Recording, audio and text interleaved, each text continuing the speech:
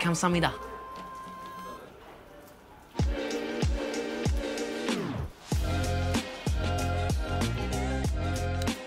와우.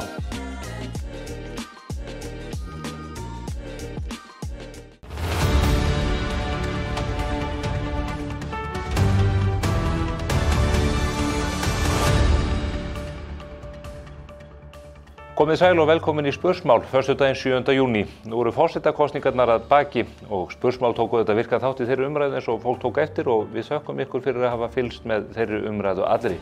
Halla Tómasdóttir stendur uppi sem sigurvegari með ríflega 34% atkvæða. Það meiri stuðningur heldur en Vigdís Finnbogadóttir fékk í kosningunum 1980. Við óskum henni velfarnaðar í vandasömu starfi á komandi árum, henni Höllu, og við munum fylgjast vel með innsetningu í embættið þann 1. ágúst sem að fer fram í athöfn við Dómkirkjuna og í Alþingi Íslendinga.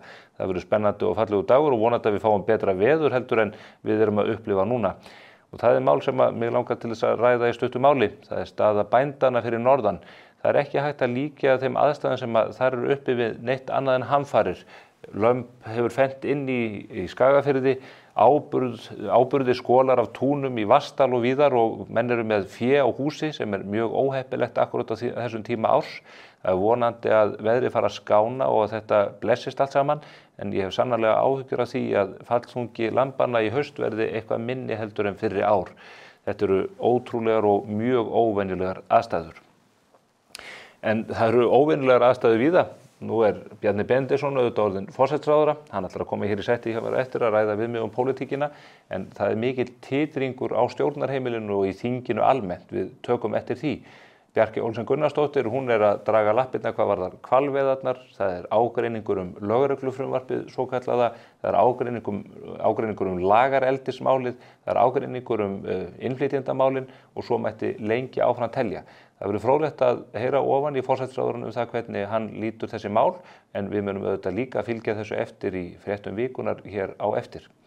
Það ástæða til að óska kvennalandsliðinu til hamingju með glæsilegan árangur gegn Austurríkismönnum fyrir vikunni. Leiðin á EM vonandi greið og það alltaf gaman að sjá íslenska landsliðið standa sig vel. Við fylgjumst líka spennt með karlalandsliðinu sem að mætir Englendingum í vináttulandsleik í kvöld. Það spennandi að sjá hvort okkur tækist að velkja þessu stórveldi fótboltans undir uggum eins og okkur hefur tekist reyndar áður. Við munum fylgjast með þessu á síðum mbl.is í kvöld og síðan í Morgunblaðinu á laugardaginn, en við munum núna færa okkur yfir í fréttir vikunar þar sem að þau Gunnar Bragi Sveinsson fyrir utanríkisráðherra og Sandra Hlíf Okares, lögfræðingur og varaborgarfulltrúi, ætla að fara yfir stöðuna vítt og breitt. Fylgist þið með.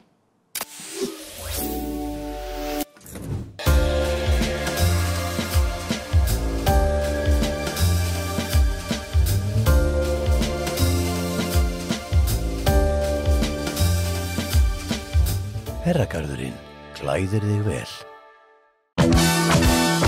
Frisco, frisco, frisco, frisco.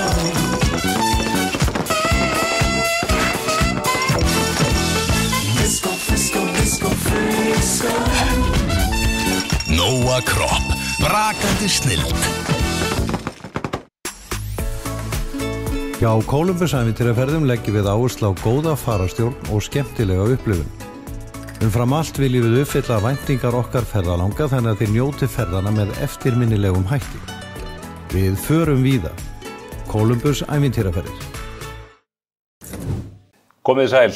Fréttavikan var annarsöm í meira lagi. Eldgosið áfram á Reykjanesi og mikið að gerast í pólitíkinni. Á þeim sökum hefur fengið mjög góða gesti til þess að ræða þau mál og fleiri. Og það var sérstaklega góð innsýn inn í pólitíkina, veit ég. Það þau Gunnar Bragi Sveinsson fyrir utanríkisráðherra og Sandra Hlíf Okares, lögfræðingur og varaborgarfulltrúi. Velkomin bæði tvö. Takk fyrir. Það fyrir fréttaþyrst fólk af nóg að taka. Við þurfum eiginlega ekkert að fylgjast með erlendum fréttum þessa dagana.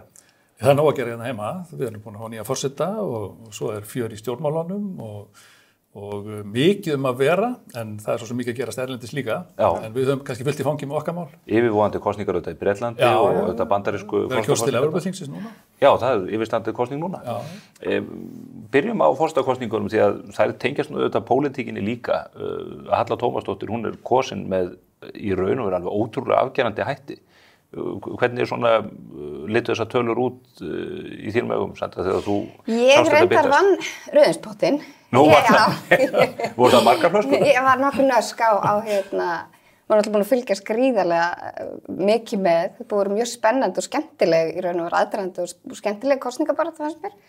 Ég tek nú ekki undir það að þetta hefur verið harkalega gróf kosningabarátta, bara alls ekki, mér finnst hún fara bara mjög kurteislega fram. Ekki á milli frambjóðandana allavega, auðvitað alltaf einhver nettröll og eitthvað svoleiðis. Alltaf baklandið nú oft vinnur gegn frambjóðandum, en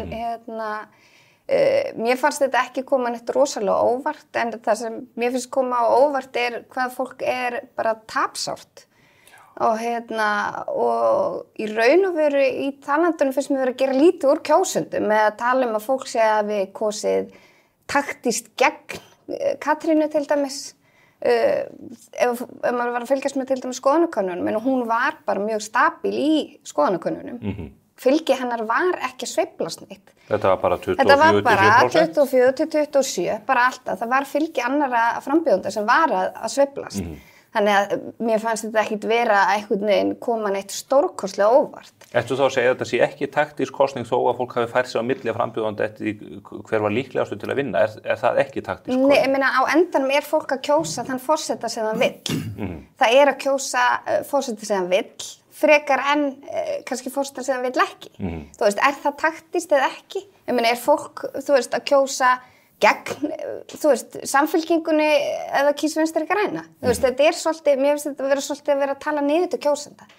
Og kannski kom í ljós að það var einhvern veginn bara búið að gera ráð fyrir því að Katrín myndi vinna, sem að mér finnst líka hroki. En héldu ekki allir hún myndi vinna? Gunnar, þegar þú sér að Katrín býður sér fram og hendi frá sér forsætisráðherraembættinu, var það ekki vegna sem fólk var búið að reikna það út og hún myndi bara við nánast hvaða aðstæðu sem vinna þessa kosninga?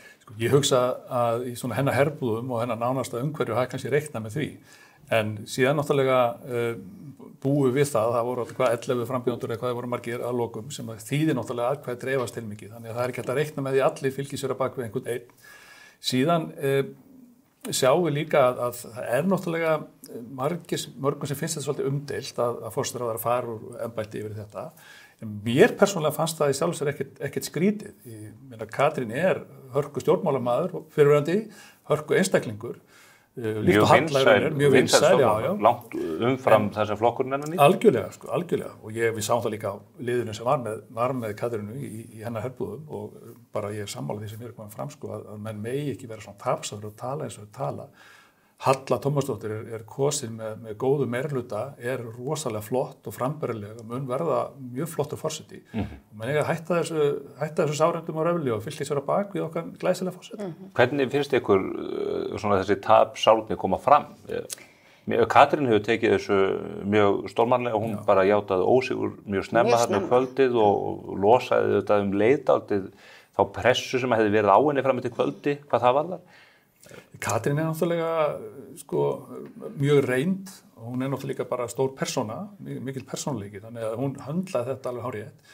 En maður sér hins vegar að það svona kannski meira í netheimum eða úr hennar baklandi eða frambjóðendur sem fengum kannski ekki einu sinni undirskriftar meðmælendurinn til að kjósa sig, sem eru að kvarta og kveina sérstaklega einhvern veginn út í Katrínu og líka leið reyndar að gera grín eða tala niður til okkar nýkjörna forseta sem rosalega lélegt og dapart. Þannig að ég held að frambjóðendur hafa nú flestir fyrir utan þess að sem að komast á alla blað, hafa svona flestir haldið sér til hlés þegar kemur að gagnrýni á nýja forseta eða þann sem var næstur að hljóta kjör.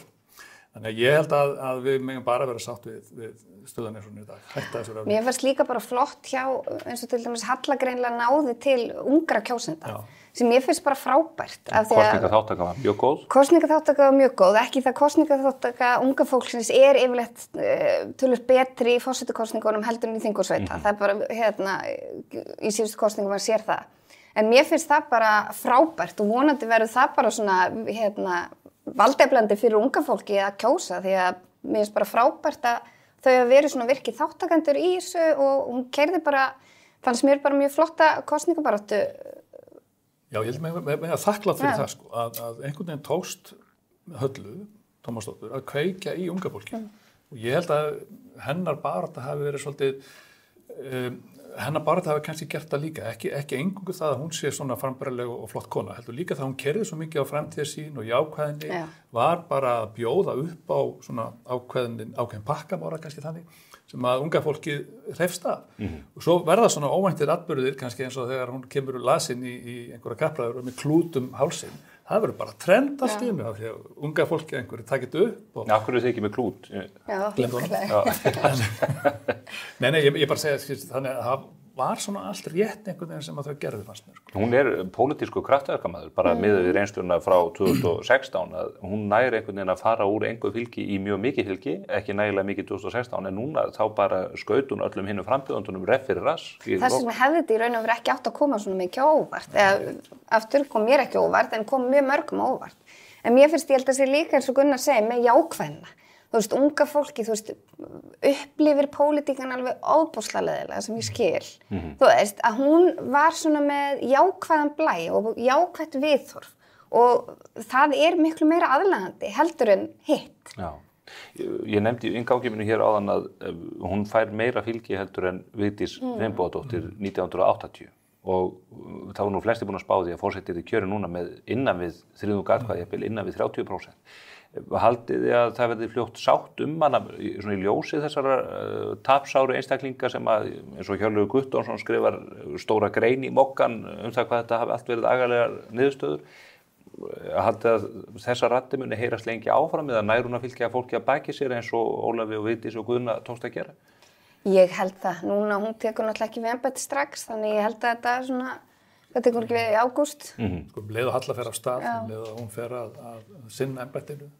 Þá mun held ég langflestir verða sáttir við hvernig kosningarna fóru.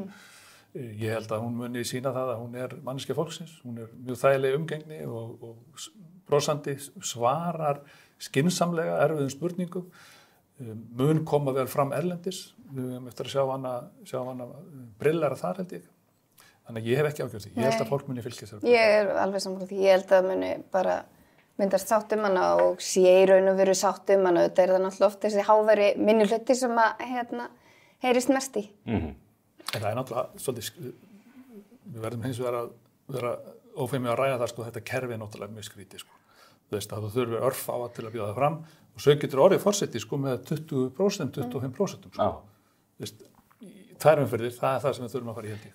En þetta vandamál ljósið hversu ópólitískt og óumdeilt embættið svona í grunninn ekki nóg að bara greiða úr þessu í einni atkvæðagreiðslu ef að fólk að fá kannski segjum 25-35% og ef að almennt gildir svo regla að menn njóti sáttar í kjölfarið, annars getur við fengið okkur bara nýja forseta 4 ára liðnum. Jú, en einmitt, ef þú almennt nýtur sáttar eða samþykki samfélagsins, en það eins og vont ef þú gera ekki með 25%, Þess vegna svo gott að fara í 2 umferðir eða að þú þurfir að fá fleiri atkvæði, þá ertu með svo mikið massa bakvið. Þú getur réttilega sagt, ég forseti 45 eða 52% þjóðarinnar hvað það verið. Nú sýndu hermilíkon sem voru keyrðir í gegn að Halla hefði líka unnið Katrínu í 2 manna kapplaupi. Þannig að kannski gerir það ekki til. Það kostar pening að keyra 2 umferðir líka. Já. Og lengir kosningabaráttuna, það gott fyrir þætti eins og spursmál. Ég var bara að hugsa þig. En þjóðin gæti orðið dálítið þreytt. Maður finnur til með Bandaríkjamönnum sem eru kannski 1,5 ári í kosningabaráttu fyrir forsetakjörið á 4 ára fresti, en við erum alla jafna kannski á 8, 12 eða 16 ára fresti að velja svona með einhver alvöru kandidata í þetta. Ég held að það bara mikið kosningaþáttöku ef að barátturnar eru of langar, þá verður þetta bara hávaði og fólk hættar að hlusta. Já, fólk er þreytt. Já, hættir að láta sig varða þetta. Nú dálítið rætt eiginmann Höllu sem hefur komið vel fyrir í baráttunni. Fólk að velta fyrir sér hvaða embættisheiti eða hvað ég að kalla auðkondi. Þetta ekki bara eiginmaður forsetans? Þurfum við að vera með sérstakt heiti á embætti sem ekki er til? Nei. Ég hef ekki stóra áhyggjur af þessu. Alls ekki, mér finnst þetta ekki vera stóra máli. Eiginmaður forseta bara mjög skynsamlegt og fínt, En það tekst örugglega einhverjum hann úti að búa til eitthvað vesen og þessu, og fara í eitthvað svona, ég veit ekki hvað að kalla þetta, svona ókyngreint nafn eða eitthvað, ég veit ekki, eða heiti. Mér finnst að við hefum ekki hafa stóra áhyggjur af þessu. Þetta verður bara maki forseta, og ég held að þetta verður flottur maki forseta. Ég á góðan vinn sem hefur hamingjusamlega kvæntur í 50 ár og hann kynnir oft eiginkonu sína sem fyrstu eiginkonu sína og þegar fólk hváir við þá segir hann, já þetta beinþýðing á first lady og þetta getur auðvitað verið mjög ruglandi í ákveðnum aðstæðum en ég held að menn hljótu nú að fallast og það verði ekki með einhverjur, ég held að það fari ekki vel á því að hann verði kallað forseta frú, er það ekki? Nei, er það ekki ruglingslegt? Mér finnst þetta bara ótrúlega fyndið að fólk sé einmitt eitthvað velta þessu að því í stóru myndinni skiptir það engu máli hvað. En er þetta ekki hluti að þessari þvælu umræðu þetta kynhlutlausa tungumál og annað? Ég hugsa það. Já. En ég var hins vegar sammála að það var einhver, ég man ekki hvað hann heitir því miður, sérfræðingur hjá Árnastofnun sem var í viðtali og sagði að menn að koma sér niður á eitthvað gott nafn, gott heiti yfir karlkyns maka forseta. Ég held að það sé bara ágætt að menn komið sér nú saman eitthvað sem skynsamlegt. Já, eitthvað sem verði notað í öllum aðstæðum. Sko. Já. Ég sá núna pistli deilt í vikunni, 6-7 ára gömul pistli frá Þórarni Eldjárn þar sem hann var að vara við þessu kynhlutlausa tungumáli og bent á það að framtíða kynslóðir getu farið að lesa rangt í eins og ljóðlínurnar maður er manns gaman ef að við færum að breyta það svo mikið. Teldu að þetta ætti þá bara við samkynhneigða vinni en ekki karl og konu eða konu og konu sem væru góðir vinnir. Ég nú engin íslensku sérfræðingur og örugglega gerir mörg lapparskot þegar kemur íslenskunni en mér finnst þetta alveg fáranleg umræða, það segja hann bara. Þá að vera að kynhlut leysa þetta? Sko, sko, það skiptir, fyrir mig persónulega skiptir engu máli hvaða kyn fólk er. Mér er alveg saman þá að komi samkynhneigð eða forseta bestastaði og allt það skilji. Ég veist bara við eigum að halda í þessar tungumál okkar, halda í þessar hefðir sem hafa virkað í gegnum aldirnar og við erum ekki alltaf svona fara á taugum ef að leið og einhver hugmyndir koma upp. Við erum svolítið að standa í fætuna líka. Við vantar það í Íslandi, við standa í lappirnar. Sandra, þú ert eina konan hér við borðið. Ertu sammála þessu fyrir í taugarnar á þig þegar við erum með þetta ríkjandi karlkyn í íslenskunni? Nei, af því ég er kannski bara svona gamaldags en þú veist, ég er kvenmaður. Þú ert maður, eins og Hildur Finnbogadóttir benti réttilega á orðið. Þannig að mér finnst þetta vera, ég veit ekki, mér finnst oft, kannski eins og með þetta hvað á að kalla maka forseta, þú veist, við einhvern veginn tínast í smáatriðan, eða skilur smáatriðan sem skipta endan engu máli, þegar í grunninn snýst þetta baráttu, jafnrétti, sama hvað manneskjan kýs að kalla sig eða hvernig hún kýs að skilgreina sig. Þannig að mér finnst einhvern veginn pínu fókusin vera farin af því, þú veist, og farið í eitthvað svona, einhver yfirildi einhver... það sem einhver máli skiptir. Já. Áður en við eyðum talinu forsetakjörið, að Halla verður þetta sett inn í embætti 1. ágúst við hátíðlega athöfn í Dómkirkjunni og í Þinghúsinu. Hvað fer Katrín Jakobsdóttir að gera? Þarna er manneskja sem að hefur mikla reynslu, enginn deilir það, hún er mjög öflug. Sjáu þið fyrir ykkur hvaða skref hún tekur núna þegar hún hefur sleikt sárin? Hún er náttúrulega afburðar manneskja og greiðlega bara greind og frambærileg. Það kemur ekki óvart hún færi eitthvað út. Það er á okkur alveglega vettvang og myndi sinna einhverjum störfum þar og held ég að myndi gera það greiðlega vel. Gætu það eftirsótt í slíku? Já. Ég held að Katrín, þetta er svolítið skrítið samt að svona spá eitthvað hvað einhver annar ætlar að gera. Verður samspár eða ekki? Þetta verður ríkjað upp. Sko ég ímynda mér alveg að Katrín geti hugsið bara slaka nú aðeins á, mögulega setjast við skriftir og einbeita sér að einhver slíku. Hún mun svo örugglega vera eftirsóttur fyrirlesari heima og erlendis. Hún verður örugglega eftirsótt að mæta á alls konar samkomur og tala það sem hún hefur barist fyrir í gegnum árin, umhverfismál, kvenréttindi, mannréttindi og allt þetta. Þannig Katrín Jakobsdóttir verður ekki aðgerðalítil, ég spáði því, en ég myndi vilja sjá hana skrifa meira, koma með svona, setjast aðeins í það. Ég held að það verður spennandi. Það er hennar bakgrunnur, bókmenntafræðin og íslenskan.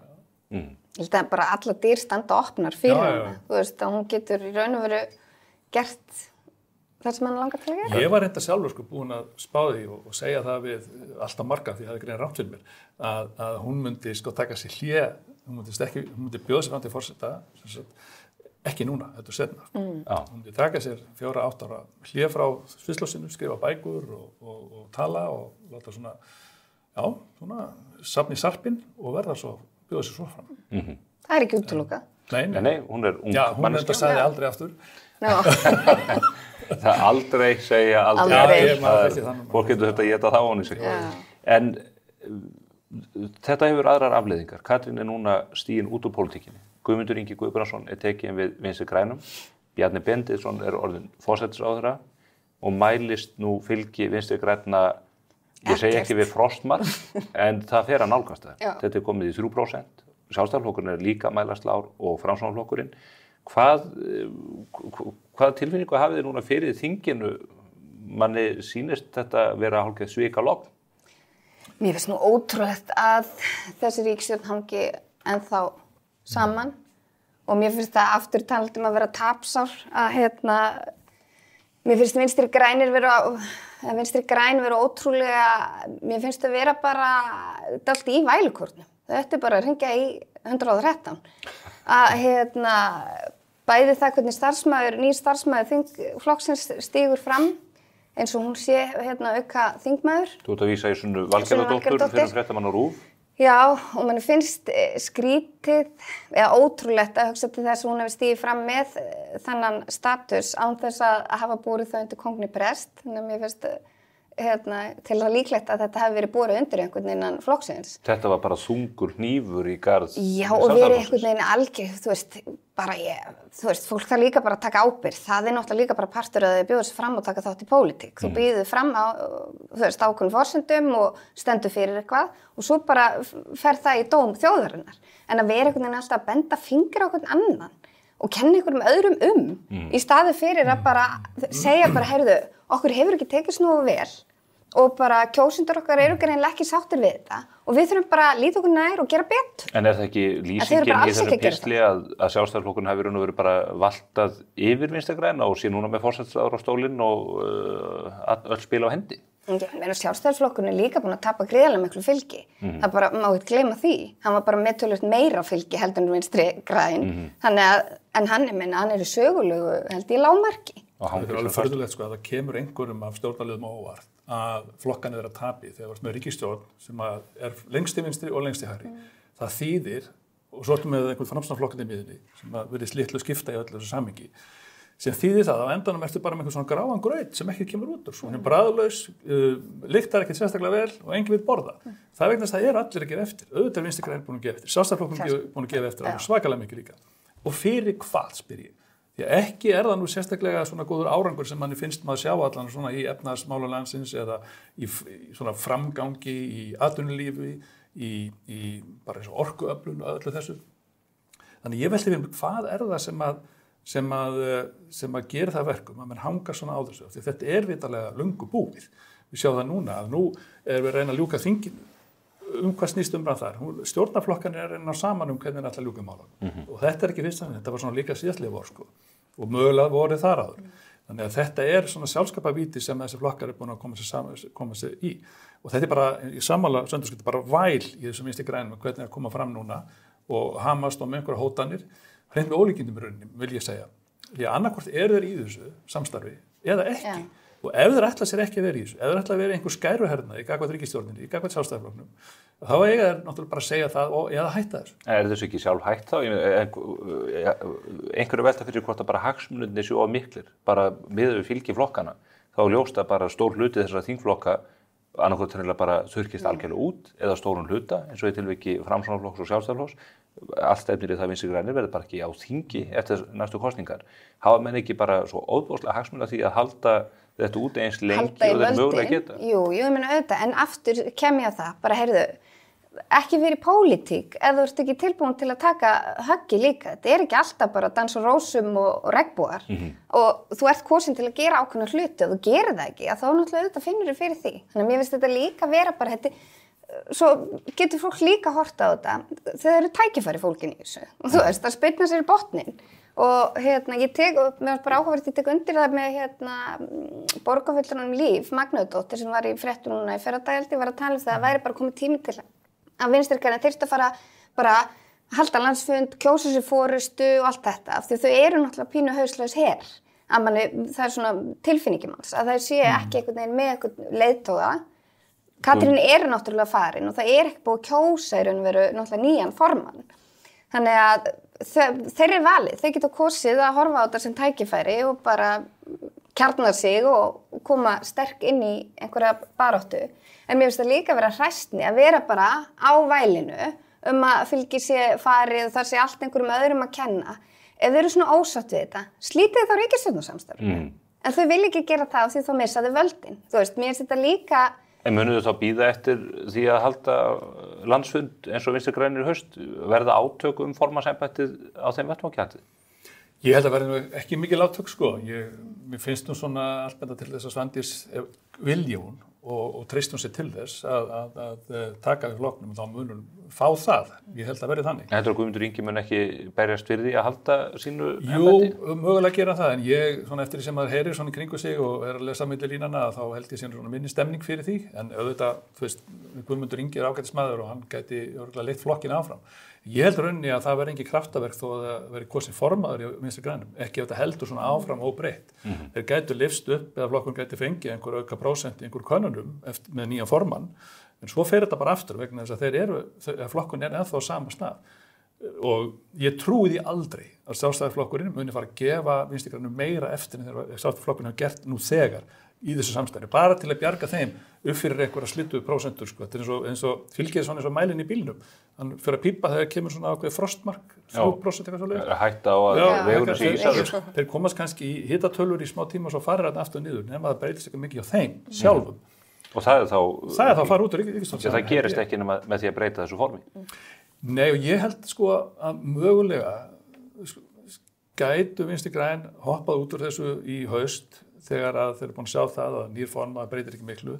Ef að flokkurinn á að lifa, fara í aðra kosningar, þá þurfa þeir bara að henda þessu, fara í leita í ræturnar, byggja sig upp, taka 4 ár í stjórnarandstöðu aftur og svona verða sterk. Það gæti verið svona plani fyrir flokkin. En ég er ekki viss að persónurnar sem að sitja í ráðherrastólum eða Alþingi hugsi svona. Þú ert ekki að spá því að stjórnin springi? Ég held að hún gæti alveg sprungið, en mér finnst bara að menn leggja svo rosalega mikið á sig til þess að halda lífi í þessu. Sko. Þetta er bara eins og döpur mynd af neyðarvæktin eitthvað. Það eru slöngur og allt í þessu sko, til að reyna að halda lífi í þessu. Já, líka núna, þú munir horfa á það, næsti þingvetur, þetta er bara kosningavetur. Já, þannig að við vitum hvernig kosningaveturinn eru. Það eru bara loforð og verið að ausa eins meir úr ríkiskassanum og byggja brýr og alls konar. Þannig að þú veist, síðasta þingið fyrir kosningar eru yfirleitt þetta er bara kosningabarátt. Það er ekki neitt þannig að gerast. Hún nærði einhver málum, þannig einhverjum krúsjál málum, stóru málum í gegn á kosningavetri. Þannig að fyrst að stjórnin er ekki sprungin nú þegar, þá held ég að hún muni lifa fram á kosningum og það allir eru að hugsa, bara við þurfum tíma til að undirbúa kosningabaráttuna sem er bara eftir. En nú sögðu þau þegar stjórnin var mynduð, þessi nýja stjórn eftir að Katrín hvarf úr forsætisráðherrastólnum, að það væri orkuöflun, það væru hælisleitendamálin og það væru ríkisfjármálin. Og ef að þeir myndi ekki sína árangur í þessu fljótt, að þá væri þessu sjálf hægt. Er eitthvað sem bendir til þess að þeir muni ná, kannski loðnasti hlutin eru ríkisfjármálin, þar sem að menn geta haldið því fram að menn sé að sína aðhald til lengri tíma, eitthvað slíkt, en í útlendingamálunum og í sambandi við orkumálin, að þá er ekkert sem bendir til þess að menn ætla að gefa eftir. Nei, líka núna, það sitja fast í þinginu náttúrulega stór frumvarp, lagareldið og svo náttúrulega hvalveiðimálið, orkuöflunin, lögreglulögin, útlendingalögin, þú veist. Þetta er rosa, já, en það er líka ótrúlega lélegt en það tekst ekki að koma þú verður ekki með einu þessu máli í gegn. Þá myndi ég segja þetta bara sjálfhægt. Þú settir í ríkisstjórn með Bjarna Benediktssyni. Er hann flinkur til þess að ná þessu í gegn með þessar aðstæður? Getur hann þvingað Bjarkeyju Olsen og Svandísi Svavarsdóttur og Guðmund Inga og síðan þá sem að fylgja þeim að málum inn í þingflokki VG til þess að keyra þetta í gegn? Sko Bjarni þarf ekki að þvinga þetta. Bjarni er bara mjög laginn maður. Bjarni er góður svona meðal fólks, hann er góður í því að fá fólk til liðs við sig. Hann er mjög mennskur Bjarni. Þannig að ég held að hann geti alveg látið þetta ganga ef að sko flokkurinn er tilbúinn til þess að færa þar fórnir sem þarf til þess, skilur. Þá er Bjarni alveg góður maður til þess að gera það. En þess menn þurfa hins vegar að svara því hversu mikið þarf Sjálfstæðisflokkurinn til að gefa eftir, til að gefa meira eftir. Til að halda Vinstri grænum inn í inn í þessu... En hversu mikið eru Vinstri grænir til að, ég meina þeir eru komin niður 3%, geta þeir gefið þumlung eftir? Jódís Skúladóttir segir bara ekki þumlung. Já. Og minna þau eru náttúrulega, maður er náttúrulega líka fann að finna pínu lyktin af því að þau eru orðin örvæntingafull, Vinstri græn, og maður sér það bæði með yfirlýsinguna frá starfsmanni þingflokksins, hvað Guðmundur Ingi grípur til korter eftir að það var búið að spreyja á mótmælendur. Bjarkey að tefja alveg þannig hvalveiðimálið. Út yfir allan svo. Já, bara þú veist, er að leita umsagna til, þú veist, félag kvikmyndagerðarmanna. Já. Þú veist, come on. Eins og hvalveiðimálið, hafið trúið að verði eitthvað vertíð, verður hægt að keyra þetta í gegn á nægilega skömmum tíma þannig að það sé hægt að ræsa bátana og koma mönnum í bátana? Já, ég hugsa það. Ég hugsa sé eitthvað hægt að veiða, sko. Maður þekkir það nú ekki nógu vel undirbúninginn og tæknan í þessu öllu saman, sko, en ég sá það síðast að það var hægt að fara og ná í nokkur dýr. En menn gleyma því bara í þessari umræðu sem mér finnst rauninni stór mál, að það eru vísindalegu rök á bak við það að við ætlum að veiða 160 dýr. Við sáum það fréttum í morgun, held ég að verið, að nú á að auka þorskveiðar eitthvað örlítið, heimildir og ísu líka. Sko, hvalurinn er dýr í sjónum sem þarf að veiða af því að hann er búinn að fjölga sér á mikið, bursið frá því hvað mönnum finnst hval-HF. Einhvern veginn virðast Vinstri græn láta þessi rök sér léttur við ryggja. Fólki sem hefur alltaf talað vísindin, við farið til vísindamönnunum, farið til ráðgjöf þeirra, en þegar kemur svo hvalveiðum, þá skiptir engum máli þó að okkar vinstrimenn segja við verðum að veiða 160 dýr til að halda stofninn niðri. Til að grísja í raun og veru stóra stofnar sem hafa mikil áhrif á lífríkið í heild. Ég meina þeir eru að éta með minni 6 milljónir tonna af fæðu frá öðrum dýrum í sjónum. Síðan við vorum náttúrulega gagnrýnir á það hvernig dýr voru veidd, en ekki það er náttúrulega búið að laga það einhverju leyti. En mann náttúrulega myndi bara ætla að ráðherra myndi bara fylgja lögum og gefa þeim leyfi. Og heldur ekki gleyma því. Nei. Þú ert varaborgarfulltrúi Sjálfstæðisflokksins. Það er annað mál sem hefur skekið umræðuna fjallt á Já, þú. Þess að hefur skekið umræðuna fallið átt í skuggan af þessum forsetakosningum sem eru nýafstaðnar. Það eru þessi lóðamál hjá borginni. Nú hafa borgarfulltrúar Sjálfstæðisflokksins meðal annars Hildur Björnsdóttir bent á að sennilega sé þetta umfangsmeira mál tengist lóðaútlutunum í Gufunesi þar sem að menn hafi fengið fyrirgreiðslu umfram annað fólk hefur fengið greiðslufresti sem aðrir njóti ekki, er að koma upp úr dúrnum enn eitt vandræðamáli fyrir Dag B. Eggertsson og nýja borgarstjóra? Já, ég meina það kemur á óvart ef það kemur ekki eitthvað meira upp á kistunni hvað þetta varðar, þessi lóðamál. Og það er bara, meina, það hefur verið í umræðinu bæði líka varðandi rúfreitin og það mál Gufunesið. Ég held að við höfum eftir að sjá bara þegar næsta haust að það muni koma eitthvað meira upp á grafsunu með þetta. Að það hefur ekki verið farið kannski nógu vel með eigni borgarbúa þessu leyti. Frekar en vanalega hjá þessu meirihluta. Er þetta í fanginu á nýjum borgarstjóra eða hver mun taka hitan og þungan af þessari umræðu alveg óháð því hver hefur rétt fyrir sér? Já, ég myndi halda að sitjandi borgarstjóri þurfa að gera það. Hann ber ábyrgð. Hann fer inn í þetta meirihluta samstarf og það er bara því fylgir ábyrgð og þá tekur þú líka ábyrgð á í raun og veru störfum meirihlutans sem er búin að vera síðustu ár og síðustu kjörtímabil. Hvernig metur þú þetta, Gunnar Bragi, bara út frá því að við erum með Einar Þorsteinsson, nýjan borgarstjóra fyrir Framsóknarflokkinn, en við erum með Dag B. Eggertsson fyrrum borgarstjóra fyrir Samfylkinguna sem að allir sjá að stefna inn í landsmálin. Verður hitinn á þeim báðum eða verður borgarstjóri með þessa heitu kartöflu í höndinni? Sko, ég held að þetta sé býsna heit kartöfla og munum eftir því að Vigdís Hauksdóttir fékk nú bátt fyrir hérna árið þegar hún fór nú að benda á þessi bensínstöða loða braskal saman. Ég held að Einar og Dagur verði bara saman að taka þennan slag því að þeir bera ábyrgð. Einar bera ábyrgð að framlengja þennan meirihluta sem er núna. Hann gat rauninni gert aðra hluti, hann ákvað að fara þessa leið og ber því þar af leiðandi ábyrgð. Og mér finnst í rauninni, eða ekki finnst, við skulum hugsa þannig sko, ef það væri nú annar meirihluti í borginni, ef þessi Sjálfstæðismenn væri meirihluta, þá væri nú eitthvað af þessu fólki að búið að arga og garga á rannsóknarnefndir og skýrslur og þeim mögulega rannsóknarrétt og guðum þetta hvað sko. Þannig að ég held að menn eiginu bara veltaði fyrir sig hvort það sé ekki nauðsynlegt að fara óháð og í gegnum rekstur borgarna undanfarin ára eða áratugi. Það tekir nú bara mjög langa tíma. Því að þetta er náttúrulega, nei, þetta er bara án gríns. Þetta er bara... Munum til bragganum? Þetta bara frumskógur. Þið voru að taka 15 milljarða evru lán það ekki núna til þess að bæta skólahúsnæðið í bænum? Er þetta ekki þróunarlán? Já, þróunarbankalánið. Er Reykjavík eins og þróunarland? Já, ég meina þetta náttúrulega bara heimatilbúin vandi. Það náttúrulega bara ekki búið að sinna neinu viðhaldi, í einu né neinu. Og það bara komið í baki á okkur núna og að kosta okkur gríðarlega fjármuni. Það náttúrulega bara rekstur borgarinnar, ég held að það leynist þú engum að hann bara í rúst. Við sjáum það líka að borgin þarf að leita í þennan banka til þess að fá sér lán og fær ekki nógu hagstæð lán á almennu markaði eða annars staðar, þá nú eitthvað mikið það. Já, bara markaðurinn náttúrulega bara, við sjáum það bara, skuldabréfa útboðin hafi bara, það hefur ekki eftirspurn. Bara markaðurinn búin að missa trú. Á borginni? Á borginni. Ég búin að biðja Dag B. Eggertsson að koma hingað til mín nokkrum sinnum og það stefnir það að hann verði hér hjá mér í næstu viku, þannig að þá munum við fara yfir þessi mál. En þó að bændurnir fyrir norðan lifi við þessar ótrúlegu hamfarir og það nú ekki gott veður hér í Reykjavík þessa dagana. En sumarið á næsta leiti. 17. júní handað við hornið með sínu hreti mögulega.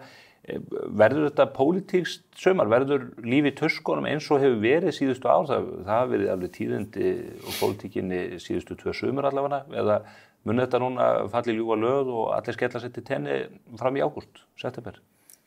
Þetta mjög góð spurning. Stjórnarflokkurinn þrá ekkert heitara núna heldur en að komast inn í sumari.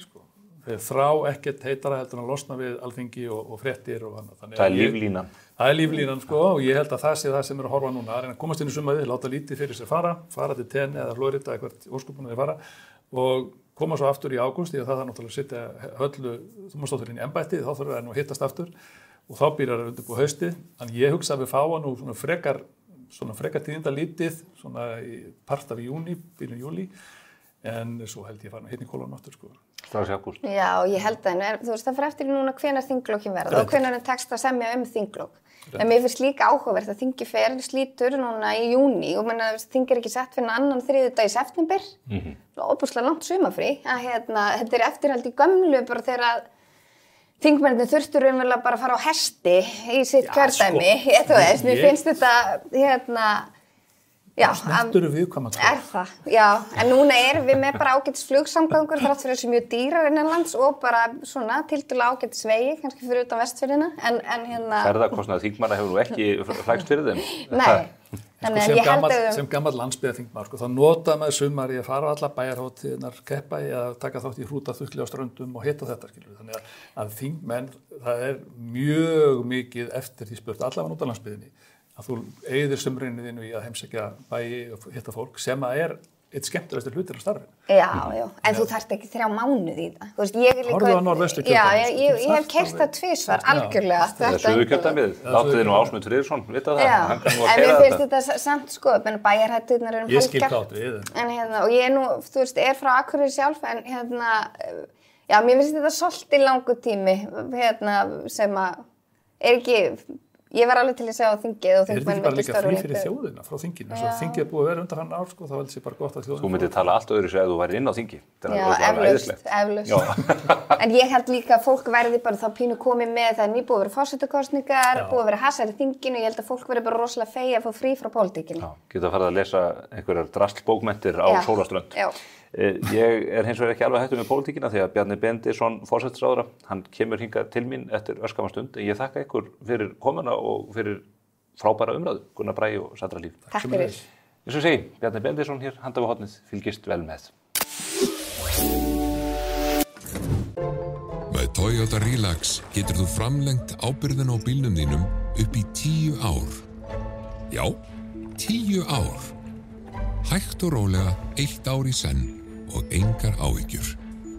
Toyota. Engin vandamál. Bara lausnir. Hingað kominn Bjarni Benediktsson, formaður Sjálfstæðisflokksins og forsætisráðherra. Ég ætla að ræða við hann stöðun á stjórnarheimilinu og í pólitíkinni almennt. Velkomin.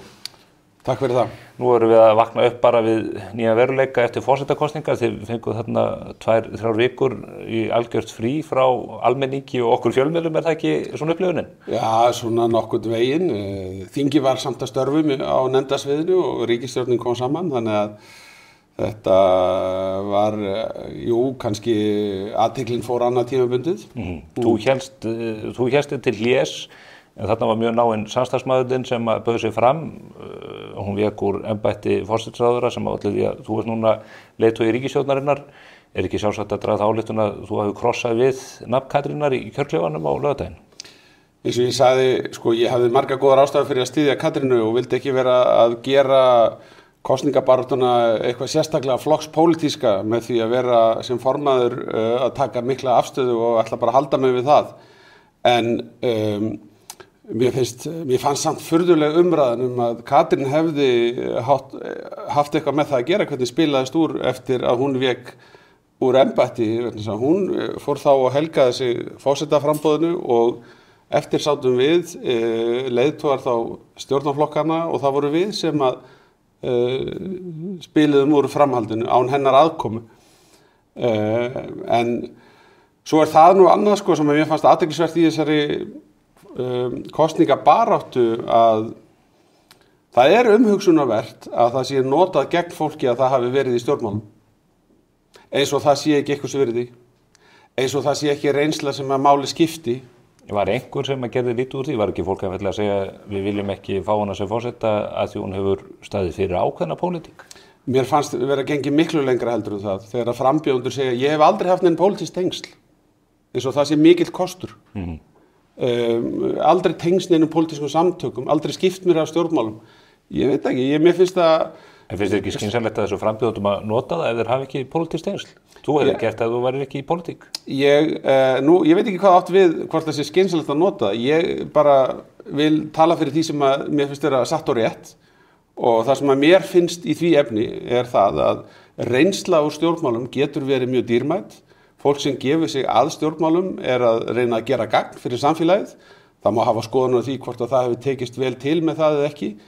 En þegar að lagt upp með það í forsetakosningum að það sé slæmt að fólk hafi tengst pólitík eða að í forseta embætti munu menn gera einhver mistök vegna þess að þeir beittu sér með einhverjum hætti sem stjórnmálamenn.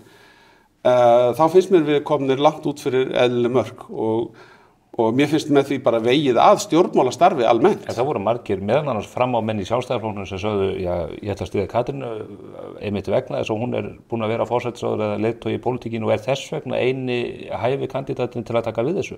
Þannig að menn voru dálítið í skautun á báða bóa hvað embættið og svona þá hæfileika sem þar til varðar. Já. En það var ég ekki að segja að það hefði allir verið þessar skoðunar. Það voru margir á þeirri skoðun að það geti verið dýrmæt reynsla sem mín skoðun.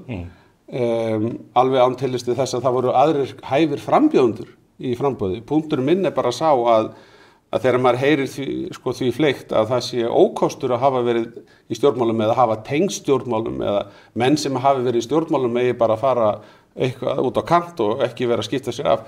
Þá finnst mér vera vegið af stjórnmálastarfi í landinu, stjórnmálaflokkunum, þinginu og því sem að stjórnmálamenn almennt standa fyrir vegna þess að þeir eru almennt þvert á alla flokka að reyna að vinna þjóðsynni eitthvað gagn. En finnst þér ekki skrítið að mjög margir frammámenn í Sjálfstæðisflokknum aðstofa með ráðherra og fleiri hafi stíðið fram lýst yfir stuðningi við Katrínu Jakobsdóttur sem stjórnmálamaður sem hefur verið á algjörlega öndverið skoðun við ykkur í mjög stórum málum, hvort sem það eru varnarmál, efnahagsmál og hún tók virkan þátt í því að reyna að koma forverðinum í embætti formanns Sjálfstæðisflokksins á bak við lás og slá. Þetta eru athyglisverðar staðreyndir, svo ekki sé meira sagt. Það endurspeglast kannski líka í því að Katrín hefur lengi haft stuðning hjá þjóðinni talsvert umfram það sem að flokkurinn hennar hefur notið í stuðningi. Og umfram það sem flokkurinn þinn nýtur í stuðningi líka? Ég veit ekki hvað átt við með því. Þegar við höfum gengið til kosninga þá höfum við verið stærsti flokkurinn ítrekkað alltaf. Já, þú vísar í stuðningi við hana persónulega umfram sinn flokk. Hún hefur verið að mælast með miklu meiri stuðning með að þjóðarinnar heldur en 18% eða 25% sem eru þær mælingar sem þið verið að fá. Já, og ég hef sjálfur stundum mælst herri heldur en flokkurinn mælist núna í síðustu könnun. Punkturinn ekki þessi. Punkturinn sá að hún hefur höfðað til breiðari hóps heldur en ákvörð bara þeirra sem gefur sig upp á VG. En það athyglisverð staðreynd, ég tek undir það, að það sé svona svolítið breið flóra í hennar bandalagi í þessu framboði. En ég held að það skýrist fyrst og fremst að því að forsetaembættið ekki valda embætti eins og það sem hún að stíga frá og forsetinn hefur allt öðru hlutverki að gegna og fólk vill sjá þar mannesku sem getur tala fyrir hönd þjóðarinnar af mynduleik, komið fram fyrir hönd þjóðarinnar og sameinandi afl vilja menn sjá forsetann vera og menn vilja vera bara stoltir af þeim einstaklingi sem þar situr. Og ég held að margir hafi séð þessa mannkosti í henni, en ekki nógu margir með þá sem að kusu Höllu, sem auðvitað vinnur frábæran sigur í þessum kosningum, það ekkert annað hægt að segja, ef maður bæði skoða niðurstöðuna, eins líka þá þróun sem varði yfir hennar kosningabaráttu, þá hún að vinna mikinn sigur í þessum kosningum og á skilið athygli og hrós fyrir það. Ert þú ekki með Pálmann í höndunum, komin í forsætisráðherrastólinn og hægri manneskja komin á Bessastaði sem sennilega gerast í fyrsta sinn síðan 1952 þegar Sveinn Björnsson fellur frá? Ég hef alltaf haft góð samskipti við forseta, ég hef haft samskipti við 3 síðustu forseta sem hafa verið bara mjög fín og veit að það geta verið góð samskipti við Höllu og það mun mjög lítið reyna á hennar pólitísku skoðanir þar að því ég tel ég ekkert með Pálmann í höndunum í sjálfu sig, ég held að leið og maður fer að hugsa þannig að þá hnignunin hafin og þá stutt í endalokin. Íhugaðir þú aldrei forsetaframboð á þessum tíma?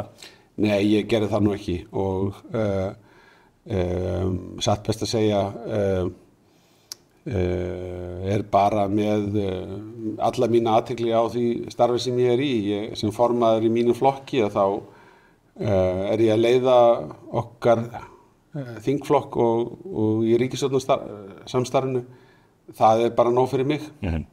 Tölum aðeins ríkisstjórnarsamstarfi. Það var fókus á því strax að loknum kosningum þegar að bandittar reyndu að stöðva starfsemi ríkisstjórnarinnar á föstudaginn í síðustu viku. Á mánudaginn fyrirgefðu. Það var held ég á föstudaginn. Var á föstudaginn. Það sem að lögðust fyrir ráðherrabíla lögreglan beitti piparúða. Þú varst ekki á staðnum. Sigurður Ingi Jóhannsson var ekki á staðnum og Guðmundur Ingi Guðbrandsson gegndi í raun og veru hlutverki forsætisráðherra á þeim fundi. Þarna kom til átaka, það þurfti að fjarlægja fólkið á götunni til þess að koma ráðherrunum frá fundinum og það fyrsta sem að Guðmundur Ingi gerir að hann beinir tilmælum til ráðuneytisstjórans þíns að rannsaka eða fara yfir aðgerðir lögreglu þarna. Það venjan að þeir sem að sitja í þínu stóli í þinni fjarveru sé að gefa skipanir inn í forsætisráðuneytið að loknum slíkum fundum? Þetta óvanalegar aðstæður. Í sjálfu sér var ekkert annað að gera við þetta erindi en að senda það til dómsmálaráðuneytisins sem að hefur síðan í millitíðinni lagt fram minnisblaði í ríkisstjórn það sem að vitað atburðina og þá staðreynd að málið fer til eftirlitsnefndar með störfum lögreglu. Hefðir þú vísað þessu til ráðuneytisins og svo dómsmálaráðuneytisins ef þú hefði setið þennan fund? Fannstu tilefni til þess? Ég veit ekki hvort að ég hefði talið nauðsynlegt að gera það með formlegum hætti en það dómsmálaráðherra yfirmaður lögreglumála og var alveg við því að búast að ráðherrann myndi vilja fá svör eða eitthvað konar mat. Þetta samtal eðlilegt að eigi sér stað. Það ekki óeðlilegt að menn spyrji spurninga framgang lögreglunar. Það hins vegar verra þegar menn fara að fella dóma og þess að hafa kynnt sér málin eða gefa lögreglunni ekki færi á að skýra aðstæður. Það erfitt að setja sig í spor þeirra lögreglumanna sem að lenda í erfiðum aðstæðum. Við höfum mörg dæmi úr fortíðinni þar sem að menn hafa verið með ásakanir á hendur lögreglunni að hún hafi gengið of hart fram. En mér finnst það persónulega ekki léttvægt þegar að reynt að koma í veg fyrir að ríkisstjórn Íslands komið saman. Þegar að lagst í götu ráðherrabíla og reynt að með þeim hætti annarkvort að þvinga ráðherrana út úr bílnum inn í æstan mótmælendahóp eða bara komið í veg fyrir að bílinn geti ekið að fundastað. Ég bara þora að fullyrða hvergi nokkuð staðar hérna í okkar heimshluta yrði það látið óátalið. Það yrði gripið inn í með mjög skýrum aðgerðum og þessu ástandi aflýst eða það að segja það yrði leyst upp. Voru þetta ekki friðsöm mótmæli þá? Sko, ég held að sé langt best á meðan að eftirlitsnefnd með störfum lögreglunar að störfum að láta aðra að dæma eða gefa henni færa og komast að niðurstöðum það hvorum megin við það að vera friðsamt. Þetta dómsmálaráðherra hefur lýst þeirri skoðun að hún telji að þetta hafi ekki verið friðsöm mótmæli og svona í hennar bara eðlilegu máltúlkun það, þá bara vísa til þess að sá sem ekki hlýðir fyrirmælum lögreglu, hann ekki að ganga fram með friðsömum hætti. Og ég nú svona hallur undir þá túlkun. Menn eiga að hlýða lögreglunni. Menn hafa frelsi til þess að mótmæla, þar búið að setja upp girðingu, en ráðherrar verða að komast til ríkisstjórnarfundar á Íslandi. Og ef að menn reyna að stöðva það, þá eðlilegt að lögreglan grípi inn í. Svo geta menn tekist á það hversu miklum aðgerðum lögreglan gerir það. Þarna var piparúða beitt sem tæki sem lögreglan að lögum hefur til þess að grípa til aðgerða með. Ræða þessu lögregluna eftir. Hvað olli því að þú og Sigurður Ingi áttu ekki heimagengt á þessu fundi? Það algengt að þriðji aðili eða þar sé mjög sjaldgæft. Ég man ekki eftir því að sko það kann að hafa gerst eitthvað. Það mjög sjaldgæft að það gerist og þetta segi ég vegna þess að ég var staðgengill fyrir Katrínu og það, ég bara man ekki hvort það gerðist eitthvað að bæði ég og hún værum ekki á svæðinu. En ég var sjálfur á fundi með forsætisráðherrum Norðurlandana að skrifa undir tvíhliða samning við Zelenski og Úkraínumenn í framhaldi af því að Alþingi hafði einróma samþykkt langtíma stuðning við Úkraínu og bara mjög gleðilegt að geta tekið þátt í því og þeirri athöfn og þeim fundi sem áttu sér stað þar í Stokkhólmi. Og Sigurður Ingi vantur látin á öðrum vettvangi. Já. Mig langar í kjölfarið að rekja þetta svona dálítið krónólógist því að eftir að ljóst var að Katrín Jakobsdóttir yrði ekki forseti þá birtist á vefmiðlum og Facebook pistill eftir Sunnu Valgerðardóttur sem að fyrir skemmstu var pólitískur kommentator hjá Ríkissjónvarpinu en núna orðið starfsmaður þingflokks VG. Þar fór hún mikinn og virðist svona tala fyrir því að nú sé mælurinn fullur í samskiptum og samstarfi ykkar flokkana. Hún segir að VG standi fyrir félagslegt réttlæti, kvenfrelsi, frið og náttúruvernd. Eru þetta hugtök sem eru fjarskild þeirri stefnu sem þú tala fyrir? Nei, ég myndi nú ekki skrifa upp á það að við töluðum ekki fyrir félagslegu réttlæti og friði, svo dæmi sér tekin, en ég meina henni frjálst að hafa sína skoðun, hún sækir ekki umboð til mín og ég þarf ekki að treysta á hennar stuðning í sjálfu sér, hún hvorki með atkvæðisrétt né skuldbundin af neinu því sem hefur verið samið milli flokkana. Þetta óvanalegt að starfsmaður þingflokks mjög óvanalegt og mjög lágt gengið, ég tek undir það og ekki til þess fallið að skapa góða stemmingu í stjórnarliðinu. Hefur rætt við Guðmund Inga þessi skrif? Ekki sérstaklega. Mér finnst þau nú dálítið dæma sig sjálf inn í stjórnarsamstarfið. Hún segir hins vegar að VG hafi gert allt of marga málamiðlanir, nefnir landsrétt, brottvísanir, flóttamanna, ásmundarsalsmálið, dómsmál, þyrluferð, ráðherra, lögregluofbeldi, samherja, bankasölu og svo mætti lengi telja. Er þetta stemningin á stjórnarheimilinu að menn eru konum með langa, ekki óskalista, heldur tossalista yfir það hvernig menn hafa þurft að kyngja misgóðum hlutum? Ég veist að mér finnst þetta nú vera dálítið kostuleg upptalning, en ætli maður verði ekki bara að segja svona lagað og svona stöðu almennt að það kann almennt ekki góðri lukku að stýra að finna orsakir þess sem maður að fást við í lífinu eða í stjórnmálum eða annar staðar, einhvers staðar fyrir utan sjálfan sig. Og nú hefur liðið dágóður tími sem ég tók við formennsku í Sjálfstæðisflokknum og við höfum farið gegnum alls konar tíma. Við höfum að jafnaði reynt að horfa inn á við. Og við höfum þurft að gera upp alls konar mál og finna leiðir til þess að móta stefnu sem betur í takt við fólki í landinu og svo framvegis. En ég man aldrei eftir því að ég hafi bent á það að við værum ekki nægilega miklum árangri með því að að benda á Sigmund Davíð eða á Sigur Inga eða Katrínu Jakobsdóttur, einhvern annan samstarfsmann og segja það er þeim að kenna, mér gengur ekki nógu vel. Sko, meira hef ég ekki þetta að segja.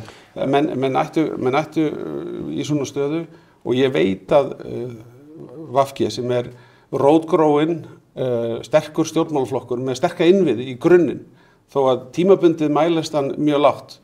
Hann hefur alla burði til þess að ná sér aftur á strik. Það augljóst í mínum. En hann að setjum okkur í spor Vinstri grænna. Þeir eru að mælast með 3% fylgi núna. 3-4%. Sjálfstæðisflokkurinn að mælast með 18%. Framsókn langt undir sínu kjörfylgi.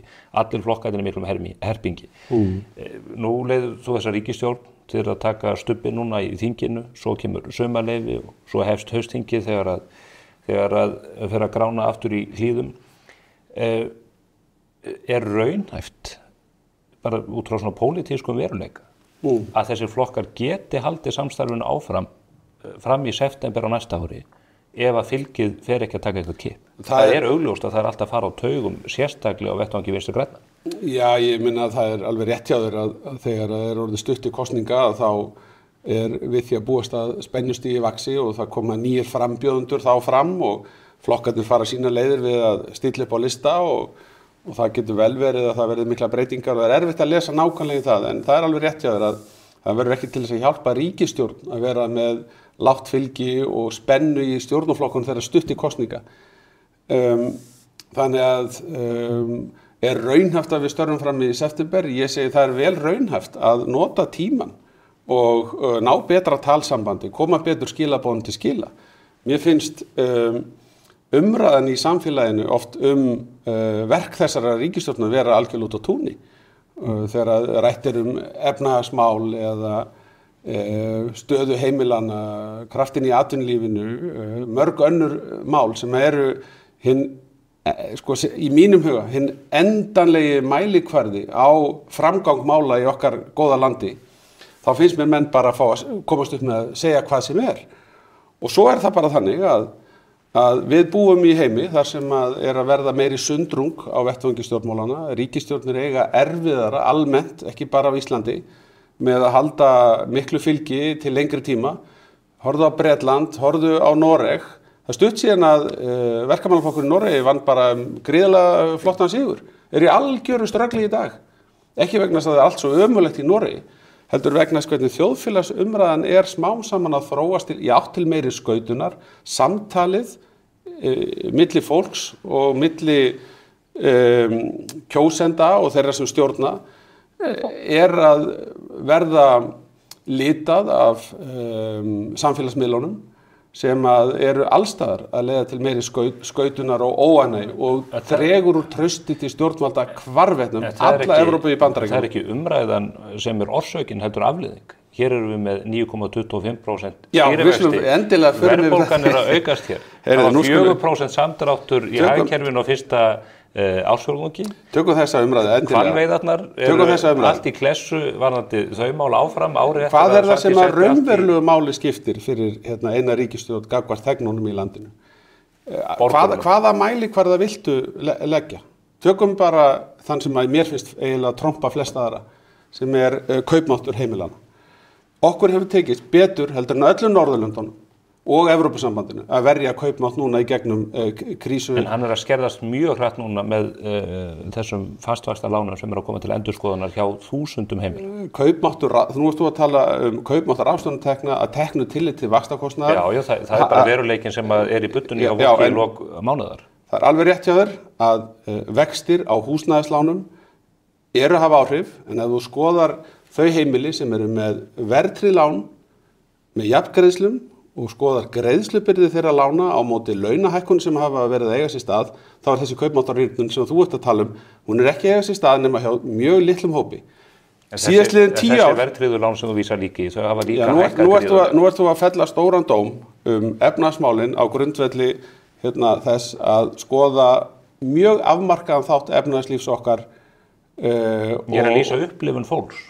Já, sem veruleikin sem að síðan miðlast út í samfélagsmiðlana. Ég þekki þetta mjög vel og ég skal bara taka undir það með þér að heimili sem að borga 11% vexti, eins og óverðtryggðir vextir í dag, eru ósátt. Ert þú að borga slíka vexti? Ég er að borga slíka vexti. Ég er bara nákvæmlega með 11% vexti á mínu láni sem er óverðtryggt húsnæðislán og mér finnst það alveg yfirgengilegt.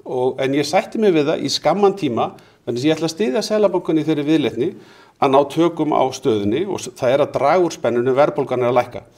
Stóri dómurinn á samt sem áður að vera tekin í stærra samhengi, sem er það samhengi að okkur hefur tekist að verja kaupmátt þegar hann er að draga saman annar staðar. Hann er að draga saman í Evrópu og hann er að draga saman í Noregi. Og þú segir núna meðan að vextirnir hækka þá sé svo myndi ekki uppi. Launahækkanirnar sem hafa orðið hér á Íslandi hafa orðið til þess að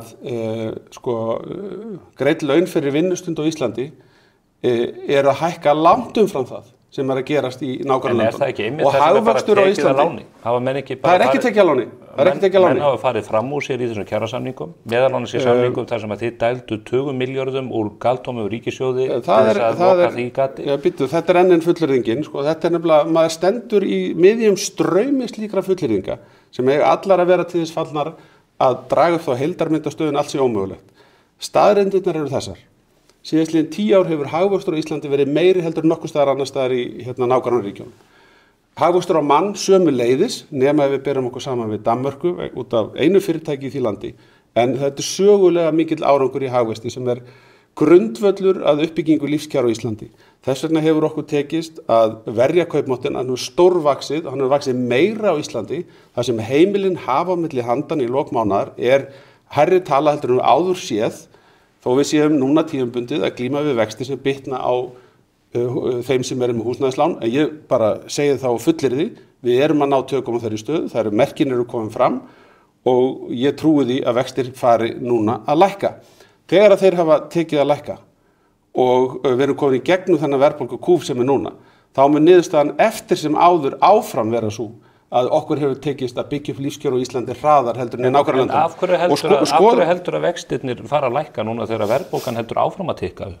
Það er bara ein ástæða fyrir... Icelandair var að segja upp 82 starfsmenn og sagði launahækkanirnar farnar að bíta. Já, en býtu, þú ert að tala svolítið út á suður. Nei, bara alls ekki. Þú segir að vextirnir séu að pikka upp. Verðbólgan, fyrirgefðu. Þú segir að verðbólgan sé að pikka upp og svo nefnir dæmi Icelandair sem er akkurat merki kólnun. Það er ekki merki eitthvað sem er að valda aukinni spennu. Þegar Icelandair er að segja fólki, þá er það merki að hagkerfið sé að kólna. Ástæðan fyrir því að verðbólgan hækkaði núna aðeins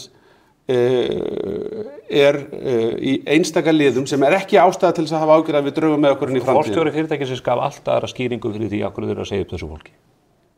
Það er ekki vegna þess að hagkerfið er að kólna, það sé bara launahækkanir er að pikka upp, það er að þrengja svona fyrirtækjunum. Það er verið að taka þessar launahækkanir og þennan kaupmátt sem að þið stærðu ykkur að láni og það hefur verið gert með gríðarlegri innspýtingu og opinbers fjárinn í ríkissjóð allt frá COVID, það sem ekki verið dregið. Það voru atvinnurekendur, ekki ríkisstjórnin sem samdi launahækkanirnar. Það voru samtök atvinnulífsins sem að sömdu launahækkanirnar og ef að aðildarfélögin ráð ekki við það, þá þurfum við að ræða það í sínum höfuðstöðum. Þau gerðu það síðan með þessari gríðarlegu innspýtingu frá ykkur þar sem að þið settu skólamál. Já, við ráðum alveg við það. Við erum hérna með langtíma áætlun sem sýnir að útgjöld ríkissjóðs eru fallandi sem hlutfalla verðmætasköpun í landinu. Við höfum á undanförnum árum verið að taka minna til okkar. Það er alveg sama hvort þú talar 2013, 2017, 2021 á alla þessa mælikvarða þá erum við að taka minna til okkar ríkissjóður af verðmætasköpunin í landinu sem þýðir bara að við höfum verið að lækka skatta. Við erum að taka minna til okkar. Hagkerfið hefur bara stækkað umfram þetta. Já, við höfum lagt áherslu á það. Hagkerfið hefur stækkað gríðarlega á þessum tíma eins og þú nefnir réttilega. Betri skattar leiða til hærri hagvaxtar. En ykkur tekst ekki að reka ríkissjóð í jafnvægi. Það er 50 milljarðar. Það er náttúrulega ekki góð lýsing á því sem hefur gerst hérna. Það er 50 milljarðar halli á ríkissjóði í ár. Er það mikið áhyggjuefni? Ég held að það sé mikið áhyggjuefni að safna 134 milljónum í skuldir á hverjum einasta degi. Það er bara einfaldlega það sem allt er á blúsandi siglingu og núna er hagkerfið að skreppa saman. Það er bara ekki mikið áhyggjuefni að teknu tilliti til Grindavíkurmálana og þess sem hefur verið að gerast í hælisleitendakerfinu. Þá erum við ekki með undirliggjandi verulegt vandamál fyrir ríkissjóð til þess að glíma við. Það er ekki þannig. og við erum ekki að reka ríkissjóð til þess að vera alltaf í blússandi balans með mikinn afgang og greiða með einhverjum hætti út arð. Við erum að nota ríkissjóð til þess að bæta lífskjörin í landinu og það er skynsamlegt hjá okkur að taka á okkur höggin og vera svo með góðan afgang þegar vel gengur. Og það er nákvæmlega það sem við höfum gert. Við vorum með afgang að jafnaði frá 2014 og áfram. Svo lentum við í COVID-faraldrinum og við erum að fá okkur högg núna. Ef við horfum á Grindavíkurmálin og við horfum á hælisleitendamálin, þá eru þau stór hluti af þeim halla sem er á fjárlögunum og það er bara ekki rétt að það sé ekki eitthvað sem við ráðum við. Og við ráðum við það vegna þess að við höfum stækkað hagkerfið svo mikið. Og hvað hefur verið að stækka? Hugverkaiðnaðurinn á síðustu 10 árum hefur stækkað 60%. Lyfjageirinn á Íslandi hefur stækkað 200%. Fiskeldisbransin á Íslandi hefur tífaldast. Við erum búin að stórauka útflutningstekjurnar okkar og erum þess vegna orðin ríkari þjóð og ráðum miklu betur við að greiða þessu laun sem þú varst að tala áðan. En við þurfum að passa okkur að gangi ekki á langt. Við erum skuldsettari þjóð. Það þarf að borga þetta. Við erum ekki Þú segir við erum ekki skuldsettari hlutfalli og þetta er allt einhverju hlutfallsreikningar. Já, en það er bara eðlilegu mælikvarði. Þetta er bara eins og þú værir að fara í fjallgöngu og þú værir með bakpoka sem að væri þínar skuldir. Það þarf að borga þessa peninga tilbaka. Þegar þú ert 12 ára þá er þessi bakpoki dálítið þungur og erfiður en eftir að þú verður fullorðinn maður og ert orðinn stæltari og stærri og sterkari þá er hann bara léttari. Þetta er sami pokin en þjóðarlíkaminn er orðinn stærri. Við erum með það er landsframleiðsla. Þjóðarlíkaminn er að eldast. Það er eitt af því sem þú nefnir á komandi árum. Við erum hlutfallslega ung þjóð. Fólk er að eldast með það. Þið eru farin að grípa til aðgerða til þess að leipa einkaaðilum inn í það að byggja upp hjúkrunarheimili vegna þess að ríkissjóður Er það ekki gott mál? Það finnst það nú ekki öllum, ekki forseta ASÍ og ekki Vinstri grænum. Það er besta stefna sem við getum rekið. En ég er að nefna það þunginn mun aukast. Það er ekki þannig að bakpokinn haldist 25 kíló, hann verður 30 kíló og svo 35 kíló og svo verður hann orðinn 70 kíló fyrir en varir. Og á sama tíma þjóðarlíkaminn að eldast og færri á vinnumarkaði þann sem er ekki vinnumarkaði. En landsframleiðslan getur vaxið þó að þjóðin sé aðeins að eldast. Ef við erum skynsum, ef við sköpum skilyrði fyrir fyrirtæki sem hafa heiminn allan að sínu markaðsvæði, ef við notum hugvitið, treystum á fólkið í landinu, þá getur eitt fyrirtæki, alveg sem Novo Nordisk gerir í Danmörku, bara breytt samsetningu þjóðarteknana. Það eina fyrirtæki í Danmörku er bara að breyta hagtölum. Og sama hafa stór fyrirtæki sem eru í útflutningi á Íslandi gert. Sama getur í raun og veru, vel þess til dæmis í landeldinu, þá getum við orðið mun ríkari þjóð, jafnvel þótt við séum á sama tíma eldast. Þess vegna segi ég, hagvöxtur er lykilatriði. Og þess vegna er gagnrýnin á þá flokka sem að boða lausn á öllum verkefnum okkar Íslendinga með því að segja, það vantar bara að taka hærri skatta og dreifa peningunum áfram út í kerfin. Ætla að auka útgjaldastigið og sækja frekari tekjur. En hærri skattar munu draga úr hagvexti á Íslandi. Atvinnufrelsið er þarna algjört lykilatriði. Þessi fyrirtæki get ekki blómstara með að búa við atvinnufrelsi. Þú ert núna með nýjan matvælaráðherra sem annað árið í röð er að hefta atvinnufrelsi eins tiltekins fyrirtækis í mikilvægum útvegi í sjávarauðlindinni. Þið bara haldið ykkur aftur og látið ykkur vel líka þó að þessi fyrirtæki geta ekki skapa störf og verðmæti úr hvalafurðum.